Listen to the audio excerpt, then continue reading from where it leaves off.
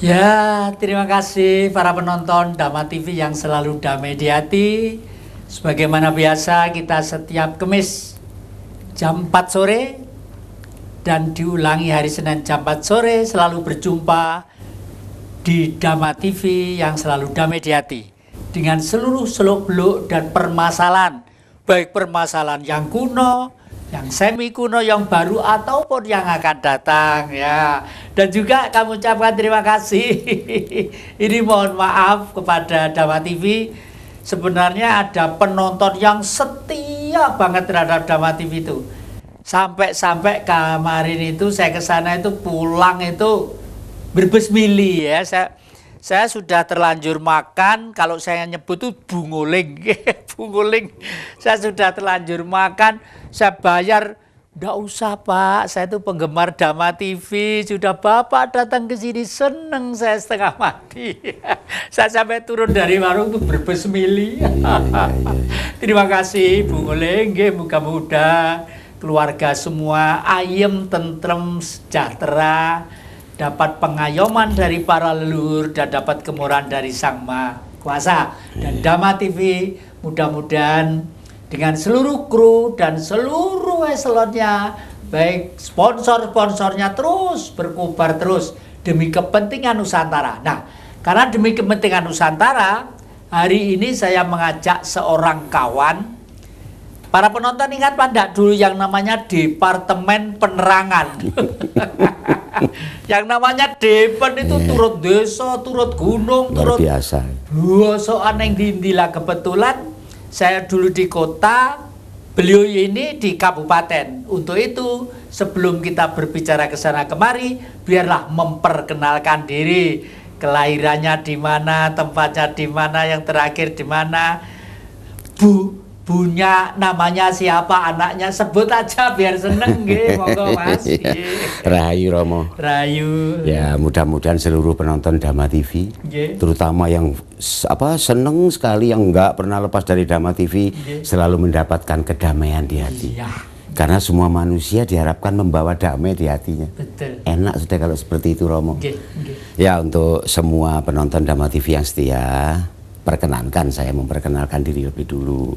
Nama saya Suhardi, asli arek Malang, kelahiran Samaan, Jalan Gilimanuk, Kulon Kuburan. Sejak tahun 81 hijrah ke Tumpang karena mengajar di SMA Tumpang Romo. Sampai tahun 84 kemudian ditarik ke Departemen Penerangan. Pada waktu itu merangkap di BP7. Iya, masih ingat banget. Jadi kalau Romo itu senior saya betul karena kita sama-sama bergerak di situ. Belusuan, ngalor, ngidul, ya ke pedalaman. Lalu ini ya, ada kelompok capir apa itu kita bina gitu dulu siaran pedesaan Iya. Terus ini kan waktu kita ngumpul kemarin ya, itu jenengan itu begitu menggebu-gebu pengen membangkitkan budaya leluhur. Kemarin tuh apa? Topiknya apa kemarin?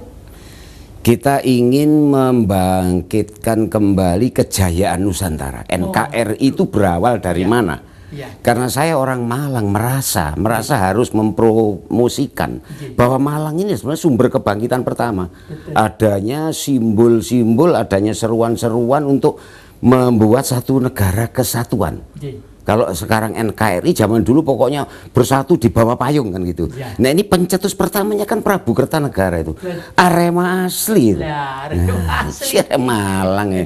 Gimana itu. Jadi kemarin ketika di Padepokan Romo ini kan teman-teman kumpul ya.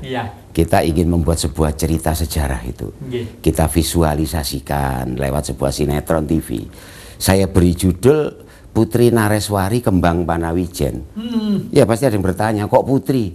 Nah dari sang ibu ini, dari sang putri ini, lo ingat loh, bahwa ibu itu segalanya. Kalau ada orang sukses hari ini kan ditanya, siapa ibunya dan siapa istrinya? Tetap aja seorang ibu. Putri Nareswari atau disebut lagi mendapat gelar Dewi Pratnya Paramita. Ini kan Putri Kang Dedes. Nah ini berasal dari desa Polowijen hari ini. Kalau dulu kan Panawijen. Ya Rema asli gitu. dari beliau lah menurunkan raja-raja Jawa sampai hari ini ada Sultan Hamengkubuwono. Wah, itu siapapun harus percaya bahwa itu keturunan Bunda Ratu Kendedes gitu loh. Iya. Para penonton yang kami muliakan ya. Kalau kita nanti itu bicara ngalor ngidul tentang leluhur kita sampai ke Bunda Pratna Paramita ya. Itu sebenarnya merupakan satu landasan bahwa kita semuanya itu tidak keturunan orang yang hebat, dan beliau nanti akan mengupas kehebatan. Konon menurut beliau Malang itu dari kata Malai Kuseswara, semua yang jahat, semua yang gelap harus hancur dari sini. Lah itu Malang. Makanya jangan coba-coba Nun Sewu punya kesempatan jadi aparat di Malang, macam-macam pasti kesikat sama alam, maaf bahasanya kesikat sama alam ya. Syukurlah akhir-akhir ini para bapak-bapak kita, bupati, wali kota sudah menyadari. Bahkan kemarin saya itu dengan Bapak Wawali itu sama sekali tidak ngira beliau itu satu malam melekan di Kediri di tempat yang Prabu Jayabaya. Oh, di Mamenang. Iya, di Mamenang sampai pagi. Beliau sama sekali tidak menunjukkan kecapeannya, tidak lupa, padahal biasanya neng kantor ya, karena harinya pas hari malam libur. Pakai padang bulanan di sana. Saya ikut sewang tua ya paling melu-melu melok gitu aja. Nun Sewu Romo. Kalau kita ngomong soal Wawali ya, Mas Sofyan Edi Jarwoko ini orang luar biasa. Luar biasa banget. Memang orang yang nggak kenal capek. Jadi kebetulan saya kenal beliau ini kan sejak lama. Bahkan mertua beliau itu teman saya. Sama-sama aktif di KNPI dulu, Kabupaten Malang. Saya kan bekas aktivis, Romo. KNPI ya? Iya, Komite Nasional Pemuda Indonesia zaman dulu ya. Sampai 2 periode. Itu antara lain teman saya, sahabat setia saya, Pak. Yang namanya Adi Santiko, ini mertuanya Pak Wawali kita hari ini. Dan saya percaya kalau beliau betul-betul amanah. Yakin itu. Iya. Karena rema asli, menyadari gitu loh. Bahwa di Malang ojo macem-macem iso kualat loh. Iya, beliau itu sadar itu. Gitu. Nah, terus jenengan kemarin itu jenengan mau membangkitkan Malang Raya, kita pakai istilah raya ya, karena nanti pengaruhnya di Blitar. Blitar juga nanti minta kita datang ke sana di Blitar. Puji syukur ya, matur nuwun. Keliling termasuk Mojokerto untuk tetap membara bersemangat Majapahit. Bersemangat Majapahit dalam tanda petik, artinya kenapa kok Majapahit ya? Karena Majapahit itu sudah telah menunjukkan sejarah selama 341 tahun, pengaruhnya 2/3 dunia. Ini kalau ada anak putu sing nerusnya siapa lagi? Terus gambaran penjenengan tentang jangka pendek, menengah, panjang, lalu ke grassroots, ke masyarakat kecil, apa kira-kira? Yang pertama begini, memang jadi dari awal tadi kita sampaikan bahwa ada sebuah visualisasi cerita tentang Malang diberi judul Putri Nareswari Kembang Banawijen. Nah, yang namanya Putri Nareswari kan tidak akan punya anak kalau nggak punya suami ya. Kalau sudah kita bicara tentang Gusti Kanjeng Ratu ya, kayak Kendedes begitu, permaisuri loh pada waktu itu. Memang menjadi raja nggak pernah, tapi kan permaisuri.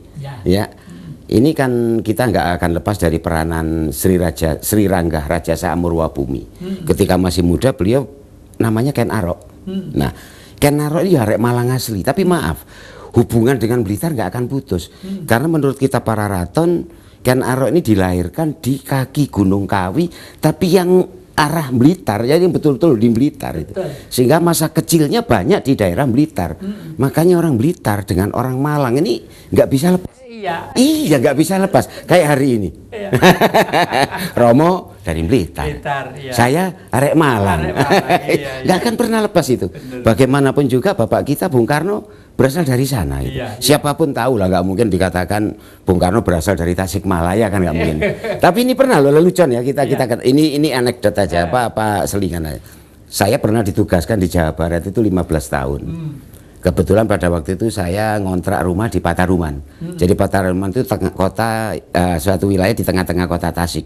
Itu saya omong-omongan dengan masyarakat sana mengatakan bahwa Bung Karno itu asli orang Sunda. Betul itu.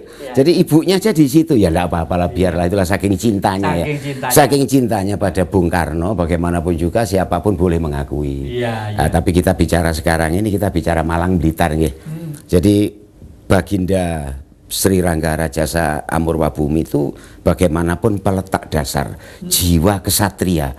Bagaimana seorang kesatria mampu menurunkan bibit tadi itu yang nyata-nyata menguasai wilayah, bukan cuma Malang, bukan cuma Pulau Jawa, tapi akhirnya seluruh Nusantara loh itu, seluruh Nusantara. Jadi kita juga nggak tahu pasnya mana saja, tapi saya ingat ketika sekolah dulu diajari oleh guru PMP ya, Keluarga Negara. Ketika Bung Karno sidang ya di BPUPKI, kan ditanya oleh Jepang, kamu mau Tuan mau menyatakan kemerdekaan Indonesia itu wilayahnya mana? Katanya mengambil sebuah tongkat terus ini wilayah saya, ini bekas wilayah Majapahit begitu. Nah, adanya Majapahit kan karena ada Singosari lebih dulu, Romo. Nah, jadi di sini nanti saya akan membuat cerita nanti sedetail mungkin. Jadi kita awali dari masa kecilnya Ken Dedes, masa kecilnya Ken Arok, bagaimana romantika beliau. Kalau Ken Dedes ini kan putri yang diajari budi pekerti, tata susila oleh ayahandanya, Empu Purwa. Nah, ajaran itu katanya karma ama madang ya. Jadi karma ama madang itu satu pelajaran yang mengajarkan untuk orang itu tidak pernah salah gitu. Seperti itu.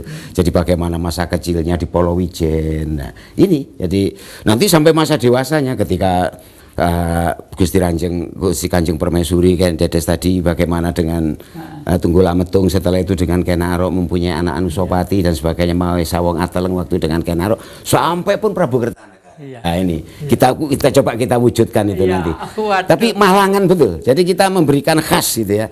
Memberikan khas bahwa cerita ini Malangan. Nanti ada sisipan bahasa-bahasa Malang yang tapi kuno. Jadi kalau bahasa Malang Walian kan enggak ada dulu. Uma kate nandiker ya enggak ada itu.